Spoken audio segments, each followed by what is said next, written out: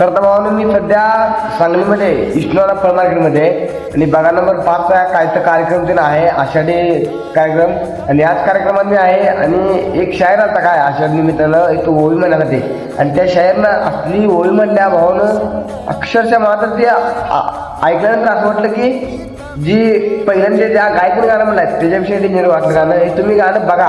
जर तुम्हाला आवडलं तर भावानं लाईक आणि फॉलो करा आणि शेअर करा. बघा गाणं वाटतं.